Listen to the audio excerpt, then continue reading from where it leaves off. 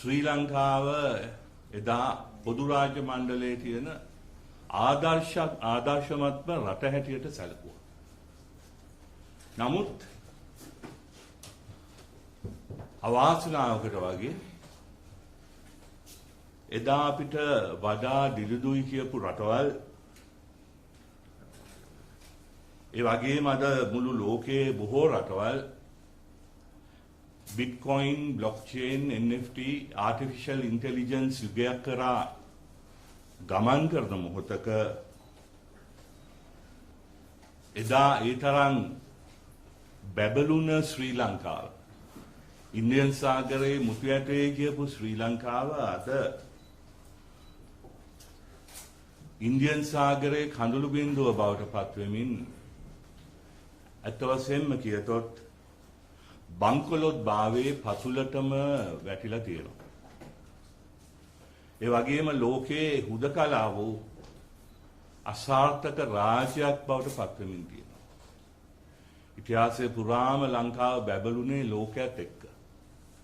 පරාක්‍රමබාහු යුගය ස්වර්ණමය යුගයක් හැටියට සැලකන්නේ. එදා ඒ පුරාණ අතීතයේ පවා ලංකාව මුළු දියුණු ලෝකයක් එක්ක එදා දියුණු ලෝකය ප්‍රසියාව ග්‍රීසිය රෝමය ඊජිප්තුව චීනය ඊජිප්තුවේ හැම රටක් එක්කම ගනුදෙනු කරපු ඉතා වැදගත් ඒ වගේම විවසායකයන් ප්‍රසිද්ධ විවසායකයන් හිටපු රටක් තමයි අපේ ලංකාව. නමුත් අද අපිටත් වඩා පස්සේ නිදහස ලබාගත් රටවල් 1971 දී පිහිටවගත් අපේ කලාපීය සහෝදර රටකින් පවා අපි අතහුවමාරුවට ණයක් ගැනීමට ඒ තත්වයට දැන් පත් වෙලා අමාරුයි. ඊළඟ සතියේ අද 24 අද 25 අනිද්දා 27 වෙනිදා අඟහරුවාදා ශ්‍රී ලංකා ආණ්ඩුව තවත් ඩොලර් බිලියනයක් ණයක් ගෙවන්න තියෙනවා. ඒවා අපි ඒවට මුදල් වෙන් කරලා තිබුණේ 2011 ගත්ත ණය. සමහරු මේවා පෙන්වන්න හදනවා මේ යහපාලන ණය ගෙවන්න උනායි කියලා නෑ. 2011 ගත්ත ණයක් ගෙවන්න තියෙනවා. ඒ වගේම දෙසැම්බර් 31 වෙනකොට ශ්‍රී ලංකා ඩෙවලොප්මන්ට් බොන්ඩ්ස් වෙනුවෙන් තවත් බිලියන 1.3ක් අපිට ගෙවන්නට තියෙනවා. මම මුදල් ඇමතිවරයා වශයෙන් බාර දෙනකොට නොවැම්බර් මාසයේ 18 වෙනිදා 2019 අපේ මහා භාණ්ඩාගාරයේ එහෙම නැත්නම් මහ බැංකුවේ අපේ විදේශ සංචිතයේ තිබුණා ඩොලර් බිලියන 7.6ක්. නමුත් 27 වෙනිදා අපි අර මං කියපු ඩොලර් බිලියන ගෙවුවන් පස්සේ අත වශයෙන්ම ඒ ප්‍රමාණය ඩොලර් බිලියන 2.6ක් විතර පමණ දක්වා අඩු වෙනවා. මේ ලංකා ඉතිහාසයේ නිදහසෙන් පස්සේ අපේ ඩොලර් සංචිතය පතුලටම බැස්ස මොහොත හැටියට සලකන්න පුළුවන්. ඒ විතරක් නෙමෙයි පසුගිය වසර ඇතුළතදී අපේ ජාතික ආදායම ඩොලර් බිලියන 600කින් බිලියන මේ නෙමෙයි බී බිලියන 600කින් පමණ අඩු වුණා. පසුගිය දශක 7ේදී වාර්තා වූ අඩුම ආදායමත් තිබුණේ 2020 වර්ෂයේදී. ඒ වගේම 1988න් පස්සේ තියෙන විශාලතම අයවැය පරතරය ප්‍රකාශයට පත් වෙලා ඉවරයි. වර්ධනය වෙමින් තියෙන අයවැය පරතරය පියවීමට ඉතිහාසයේ වසරකදී අච්චු ගැසූ වැඩිම මුදල අච්චු ගහන්නට මහ බැංකුවට පසුගිය වසරය තුළ සිද්ධ වුණා. තවසෙම හිතන්න බැරි ප්‍රමාණයකට මුදල් අච්චු ගහලා තියෙනවා. මෙන්න මේ නිසාම මේ තත්ත්වය තුළ අපි නොසිටින මහා අර්බුදයක මේ අපි යන්නේ පෝලිං යුගයකටත් නෙමෙයි ඊටත් වඩා එහා ගියපු සිම්බාබ්වේවත් වෙන අනතුරක් වෙනිසුවේලාවක් වෙන අනතුරක් දැන් අපිට පැහැදිලිවම පේන්න තියෙනවා. රටේ උහුර හිඟයක් ඇති වෙලා තියෙනවා. පිට රටින් ගෙන්වන බෙහෙත් ද්‍රව්‍ය ගෙන්වන්නට ඩොලර් හොයා ගන්නට අමාරුවක් තියෙනවා. ඒ නිසා බෙහෙත් ද්‍රව්‍ය වල හිඟයක් ඇති වෙමින් තියෙනවා. ඉන්ධන වලට ඩොලර් බිලියන 1.2ක පමණ ණයක් පසුගිය මාස 9ට 10ට ගෙවන්න තියෙනවා. ඩොලර් වලින් ගෙවන්න ඩොලර් නැහැ. මේ තත්ත්වය යටතේ බොහෝ වෙලාවට ඉන්ධන හිඟයක් ඇති වෙන්න පුළුවන්. හැබැයි ඉතින් කියන්නත් පුළුවන් ඉන්ධන හිඟයක් කියලා කියන්නේ නැතුව ඩොලර් නැහැයි කියන්නේත් නැතුව කියයි මම කැමති සෞඛ්‍ය සම්පන්න දේශයක් හදන්න. ඒක නිසා සතියට දවස් 3ක්වත් බයිසිකල් වලින් වැඩට යන්නේ කියලා. මම කැමති මොකද මගේ පොඩි කාලේ ප්‍රධාන ක්‍රීඩාවක් තමයි බයිසිකල් පැදීම. හැබැයි මොරටුවේ ඉඳන් දැන් බයිසිකල් එන්න පුළුවන් වෙයිද කියලා නම් මට හිතන්න අමාරුයි. නමුත් දැන් ගෝවින්ට කියනවා වගේ ඒවා කියයි. දිනෙන් දින බඩගින්න මේ රට තුල අද වැඩි වෙනවා. මේ සියල්ල මට නම් පේන්නේ එක ආණ්ඩුවකට එක කට්ටියකට එක කණ්ඩායමකට විතරක් බැනලා නෑ. මේ හැම දෙයක්ම වෙන්නේ වසර ගණනාවක් තිස්සේ. ඇත්තම කියනවා නම් දශක ගණනාවක්. අවුරුදු 73ක් තිස්සේ අපි ඊනියා දේශප්‍රේමිය විකුණාගෙන කාපු දේශපාලනය නිසා තමයි මේ තත්ත්වය ක්‍රමානුකූලව ඇති වෙලා තියෙන්නේ. ඒ වගේම ඊනියා දේශප්‍රේමය විකුණාගෙන කාපු ආණ්ඩු විතරක් නෙමෙයි ඊනියා දේශප්‍රේමය ඉදිරියේ රැවටුණ ඡන්දදායකයන් නිසාත් මේ තත්ත්වය ඇති වෙලා තියෙනවා. ඒ වගේම වරින් වර අපගේ රාජ්‍ය නායකයන් නිවැරදි දේ කිරීමට උත්සාහ කරලා තියෙනවා. මොකද මම හැම වෙලේම කියන්නේ මේ රටේ රාජ්‍ය නායකයන් දියස්සේ නානායක ඉඳලා ගෝඨාභය රාජපක්ෂ දක්වා ගත්තත් ඒ අය මේ පුටුවේ වාඩි වෙන්නේ මම මිනිස්සු මරනවා, මම මිනිස්සු උස්සනවා, හොරකම් කරනවා කියලා හිතාගෙන නෙමෙයි.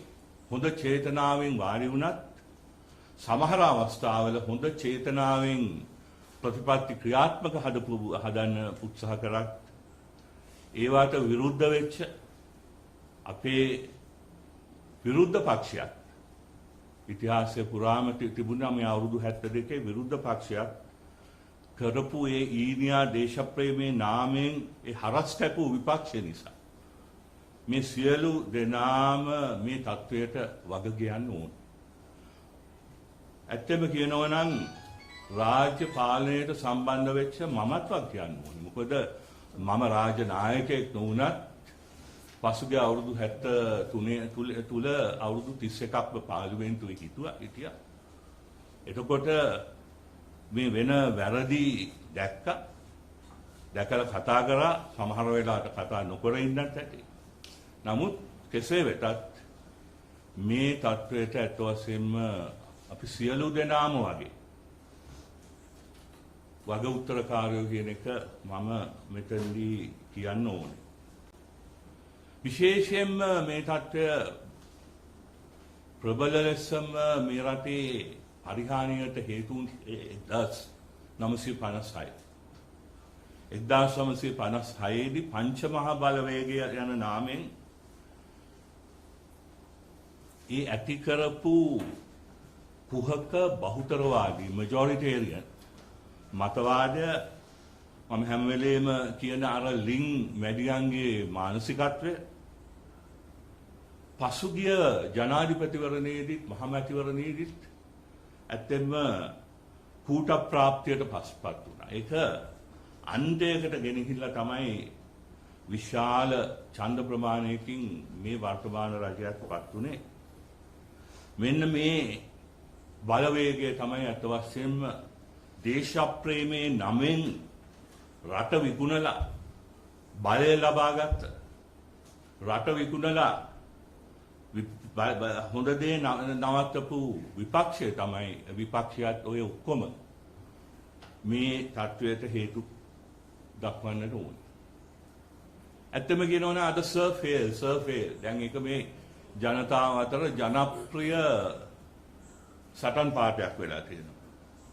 නමුත් මම මීට පෙරත් මේක කියලා තියෙනවා පුවත්පතකට අද ෆේල් වෙලා තියෙන්නේ සර් නෙමෙයි. අද ෆේල් වෙලා තියෙන්නේ ඇත්ත වශයෙන්ම සර් නියෝජනය කරන මතවාදය. අද ෆේල් වෙලා තියෙන්නේ සර්ගේ ආණ්ඩුව නියෝජනය කරන ආගම්වාදී බහුතරවාදී සහ යල් පැන ගිය සමාජවාදී මතවාදය. මේක අපි හොඳට මතක තියාගන්න ඕනේ. අද ෆේල් වෙලා තියෙන්නේ තනි සිංහල ආණ්ඩුවක් පොරොන්දු රජයේ මතවාදය. අද ෆේල් වෙලා තියෙන්නේ සර්ටත් එහා ගිහිල්ලා ජාතිවාදය, ආගම්වාදය, බහුතරවාදය, අඩංගු මතවාදය විසඳුමක් ලෙස යෝජනා කරන විපක්ෂයක් ෆේල්. කෙටියෙන් කිව්වොත් ඇත්ත වශයෙන්ම සර්ට් ෆේල්, සාත් ෆේල්. අද ෆේල් වෙලා තියෙන්නේ 1956න් පසුව මේ රටේ ඡන්දදායකයන් මෝහණය වෙච්ච, මේ රටේ ඡන්දදායකයන් විශ්වාස කරපු ඒ ආගම්වාදය සහ පතු ජාතිවාදය මුල් කරගත් මම මුලින් කිව්වේ අර යල් පැනපු සමාජවාදී මානසිකත්වය. අනේ මේක හොඳට මතක තියාගෙන අපි අද රටට අවශ්‍ය වෙලා තියෙන්නේ විකල්පයක් මිසක් ආදේශකයක් නෙමෙයි. ප්‍රමාද වී හෝ දැන්වත් මේ පල්ලම් වහින වෙලේවත් අපි අපේ රටට මට නෙමෙයි මට අවුරුදු 65යි තව අවුරුදු 15ක් 20ක් තියෙනවා. නමුත් මේ මෙතන ඉන්න අපේ මේ මුළු කණ්ඩායම දිහා බැලුවත් ඇවිල්ලා ඉන්න ජනමාධ්‍යවේදීන් දිහා බැලුවත් මම නම් හිතන්නේ තමුන්නාස්ලාගේ සාමාන්‍ය දල වයස මම හිතන්නේ අවුරුදු 30ක් විතර ඇති. 30ක් 35 කියන්නේ අද වර්තමාන ලෝකයේ තියෙන විද්‍යාව, මේ මෙඩිසින්, මෙඩිකල් සයන්ස් සියල්ලේ දියුණුවත් එක්ක අද මේ ජීවත් වෙන වැරදිලාවත් බස් එකක් එහෙම උඩින් නොගියොත් හරි එහෙම දෙයක් දුනොත් අපි ප්‍රාර්ථනා කරනවා එසේ නොවේවා කියලා. නමුත් අඩුම ගානේ තව අවුරුදු 60ක්වත් මෙතන ඉන්න ඔය ඔක්කොමලට මේ රටේ ඉන්න ඕනේ. සමහරු රට දාලා ගියයි කියලා ලාංකිකකම රට කියන ආදරය නැති වෙන්නේ සමහරු රටේයි. හැබැයි රට ගියයි කියලා රටට තියෙන ආදරය අල්ප මාත්‍රයකින්වත් අඩු වෙන්නේ නැහැ. ඕගොල්ලන් ඇමරිකාවේ හිටියත්, කැනඩාවේ හිටියත්, චීනේ හිටියත්, ඕස්ට්‍රේලියාවේ හිටියත්, කොහේ හිටියත් මම දන්නවා අද ඉන්න අයත් ලාංකිකයන් හැටියට හිතන්නේ, ලාංකිකයන් හැටියට බලන්නේ. ඒ රටවල හොඳ ජීවිත ගත කරත් අපේ මව් රටේ යම් විනාශයක් සිදු වෙනවා නම්, යම් අපරාධයක් සිදු වෙනවා නම් ඇත්ත වශයෙන්ම අපිට පිටරට හිටියත් ලොකු වේදනාවක් ඇති වෙනවා. අන්න ඒ නිසාම තමයි තමුන්නාස්ලාගේ වගකීම, විශේෂයෙන්ම මේ තරුණ පරම්පරාවේ වගකීම තමයි මෙවැනි විනාශයක් කරා නොයන්නට නම් අපි තව දුරටත් මේ ඊනියා දේශප්‍රේමී සටන් පාඨවලට රැවටෙන්නේ නැතුව සැබෑ දේශප්‍රේමය මොකක්ද කියලා මේ රටේ සංවාදයක් ඇති කරගන්න ඕනේ. ඇත්තටම දේශප්‍රේමය කියන්නේ මොකක්ද කියන එක අපි කතා කරන්න ඕනේ. එක මතයක් විතර වෙන්න බෑ. නමුත් දේශප්‍රේමය නොවන එක නම් අපිට පැහැදිලිවම කියන්න පුළුවන්.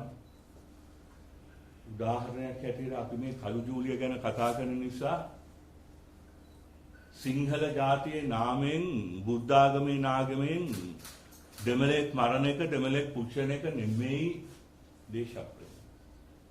ඒ දේශප්‍රේමය නිසා තමයි, ඒ ඊනියා දේශප්‍රේමය නිසා තමයි අදත් මේ රටේ බහුතරයක් ජීවත් වෙන සිංහල මිනිස්සයා තමයි අන්තිමට වැඩිම දුක් විඳින්නේ. ඒක මතක තියාගන්න. අපි සිංහල කමයි කියලා කඩපුලුස්සනවා, සිංහල කමයි කියලා තව දේවල් කරාට අන්තිමට ඒ කරන ක්‍රියාවෙන් වැඩියෙන්ම දුක් විඳින්නේ සිංහල බහුතරය, දෙමළ මුස්ලිම් අයත් සමග. අන්න ඒ නිසා අපි වෙන අලුතෙන්ම මේ හිතලා මේ ලිංගෙන් වංගේ මානසිකත්වයෙන් මිදලා අපි අපේ දරුවන් වෙනුවෙන් ලෝකේ ජය ගන්නේ කොහොමද කියන එක දැන්ම ඉඳන් අපේ සියලු නායකයන් සියලු පුරවැසියන් සියලු තරුණයන් කතා කරන්නට ඕනේ. අපේ රටේ දියුණුව ආරක්ෂාව ස්වෛරීභාවය ගැන විතරක් නෙමෙයි අපේ දරුවන්ට අනාගතයේදී උරුම වෙන රටේ හැදරුව ගැන කතා කරන්න ඕනේ. ශ්‍රී ලංකාව ලෝකෙන් කොම් නොවි ලෝකයේත් එක්ක අත්වැල් බැඳගෙන ඉදිරියට යන්නේ කොහොමද කියලා අපි හිතන්න ඕන මොකටද? හෙට නෙවෙයි ලබන අවුරුද්ද නෙවෙයි ඊළඟ ඡන්දෙදි නෙවෙයි. අත් වශයෙන්ම දැන් the time is now. දැන් ඉඳලා අපි මේ වගකීම මග හරින්නේ නැතුව අපි ඒ කතිකාව ආරම්භ කරන්නට ඕනේ. ඒ විතරක් නෙමෙයි. අදත් මට පේනවා මේ රාජපක්ෂ විරෝධය මත විතරක් සඳහන් හදලා දැන්නේ. ඒවා එතනින්ම හබස් වෙනවා. අපි රාජපක්ෂ විරෝධය මත 2015 දී සන්දානයක් හැදුවා. හැබැයි ඒ සන්දානය හැදුවේ ප්‍රතිපත්තිමය වශයෙන් දැන් දෙක හිටපු කණ්ඩායම් දෙකක්. බලය ගන්න හොඳ වුණාට බලය පවත්වාගෙන යන්න බෑ. ප්‍රතිපත්තිමය එකඟතාවයක් සහ ඒ ජාතික ප්‍රතිපත්තියක් නැත්තම්. හැබැයි අපිට ඒ නිසා තමයි අවශ්‍ය වෙන්නේ ප්‍රතිපත්ති මත සැලසුම් වෙච්ච විකල්පයක්. මිසක් විරෝධතා මත පදනම් වෙච්ච ආදේශකයක් නෙමෙයි. ඒකත් අපේ ජනතාව හොඳින් මතක තියාගන්න. ඒ පමණක් නෙමෙයි ඒ විකල්පය ජාතියකට ආගමකට කුලයකට පක්ෂයකට කණ්ඩායමකට හෝ පවුලකට සීමා නොවන සැබෑ දේශප්‍රේමය මුල් කරගත් විකල්පයක් වෙන්න ඕනේ. අන්න එහෙමනම් අවසාන වශයෙන් මම කියන්නේ අද අපි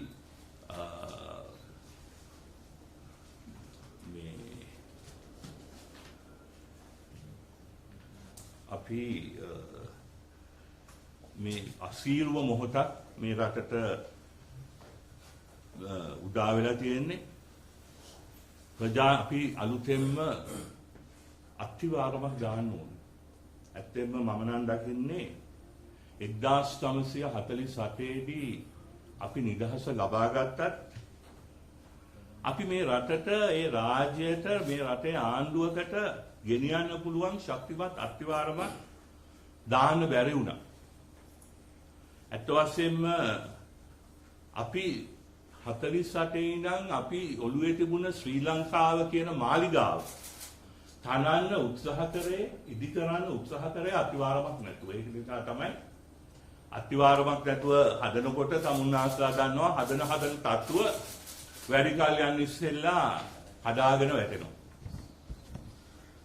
අන්න ඒ නිසාම තමයි හදන තත්ත්ව කඩා වැටිලා වසර 73කින් පස්සේ අපි ආයිමත් හැරිලා බැලුවම අපිට තේරෙනවා අපි අවුරුදු 73ක් තිස්සේ හදලා තියෙන්නේ අහස්සේ මාලිගාව විතරයි.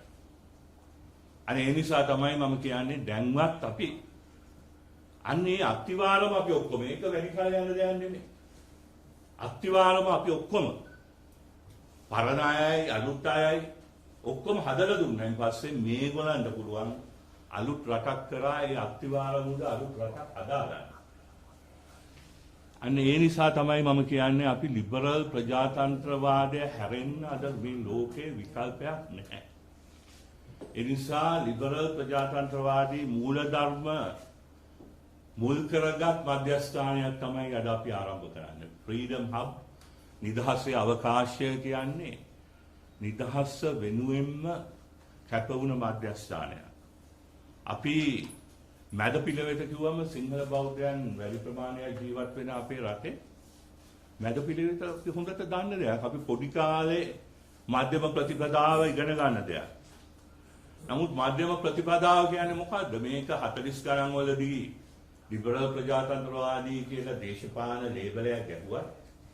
මධ්‍යම ප්‍රතිපදාව ගැන ඉස්සෙල්ලම කතා කරේ බුදුරජාණන් වහන්සේ අවුරුදු 2500කටත් ඉස්සෙල්ලා.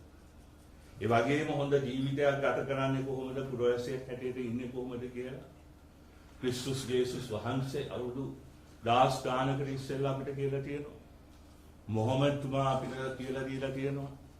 හින්දු ආගමේ අපිට පෙන්නනවා. එහෙමනම් මේ අලුත් දේවල් නෙමෙයි. මැද පිළිවෙත අත් වශයෙන්ම අලුත් දෙයක් නෙමෙයි. අපේ හදවතේ, අපේ ලේ, අපි සියලු දෙනාගේ ලේවල තියෙන දෙයක් තමයි මැද පිළිවෙත. නමුත් අද මේ තියෙන තත්ත්වයෙන් අනුව මේ මැද පිළිවෙත වෙනුවෙන් අපි රැඩිකල්ව පෙනී ඉන්නවා.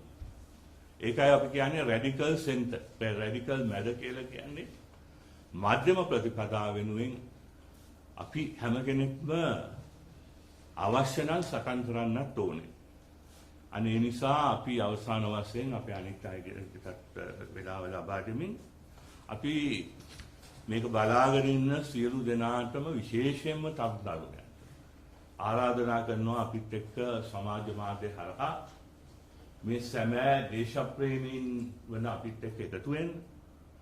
අපි මෙතන නොකියුණ අදහස් ඇති, කියවුණ පරස්පරයන් ඇති, ඒවා ඔක්කොම අපි කතා කරගමු. මෙතන කිසි වෙනසක් නැහැ. මං හිතපු ඇමතිවරයෙක් අරයා තවත් හිතපු කෙනෙක් කියලා වෙනසක් නැහැ. ඒක තමයි අපි මෙතන තියෙන මේ අවකාශයේ තියෙන එකම නීතිය තමයි, එක නීතියයි මෙතන තියෙන්නේ, රටේ නීතිය හැරෙන්න. ඒක සියල්ලටම තියෙන්න ඕනේ අපේ කාර්යාලයට. අපේ නීතිය දාලා තියෙන්නේ මේ දොරෙන් ආවන් පස්සේ සර්ලා නැහැ, මැඩම්ලා නැහැ, අංකල්ලා නැහැ, ඇන්ටිලා නැහැ. අපි ඔක්කොම නමින් සහෝදරයෝ හැටියට එහෙම නැත්නම් මිත්‍රයෝ හැටියට කතා කරන්න තරම් නිදහස් වෙන්න ඕනේ. අන්න එහෙමනම් අපි ඒ සියලු දෙනාටම ආරාධනා කරනවා මේක බලන් ඉන්න අයට. අපි විශේෂයෙන්ම ඇත්තෙන්ම Tamanට මේ වැලියුස් වෙනුවෙන් අපි එයාට ලොයල්ටි කාඩ් එකකුත් දෙනවා. මේ True Patriot එක අපි බලලා ඒක් දෙනවා. ඒ වගේම අපිට එයාට මෙතන වෙන පොඩි පහසුකම් තියෙනවා. එයාගේ අදහස් ප්‍රකාශ කරන්න. මාසයකට සැරයක් අපි චිත්‍රපටයක් මේ වැලියුස් සම්බන්ධයෙන් අපි පෙන්වන්නට බලාපොරොත්තු වෙනවා. ඒ නිසා මම හිතන්නේ තරුණයන් හැටියට මේක මෙතනට අපිත් එක්ක එකතු වෙන්න ඕනේ. අවසානයේ අපි කියන්නේ සියලු සත්වයෝ නිදුක් වෙත්වා, නිරෝගී වෙත්වා, සුවපත් වෙත්වා කියන්නේ දේ අපි බොහෝ අනිමත් බෞද්ධයෝ හැටියට හැමදාම පන්සලට කියලා කියනවා. නමුත් එළියට ඇවිල්ලා වෙන දේවල් කරනවා. දැන් තව දුරටත් ඒ සියලු සත්වයෝ නිදුක් වෙත්වා, නිරෝගී වෙත්වා කියන්නේ ලිබරල් ප්‍රජාතන්ත්‍රවාදය. මොකද ලිබරල් ප්‍රජාතන්ත්‍රවාදයේ පරිසරය, ගස්කොළන්, සතා සීපාවට ආරක්ෂාව දෙන්න ඕනේ. මානව අයිතීන්, ප්‍රජාතන්ත්‍රවාදයේ නීති ආධිපත්‍ය, නිදහස, යුක්තිය සහ සහෝදරත්වයේ මේ හැම එකක්ම අපිට වැදගත් වෙනවා. අන්න ඒවා ගැන විශ්වාසයක් තියෙන, විශේෂයෙන්ම ඒවායින් පදනම් වූ අලුත් ශ්‍රී ලංකාවකට පදනමක් දාන්න කැමති සියලු දෙනාටම අපි ආරාධනා කරමින් මම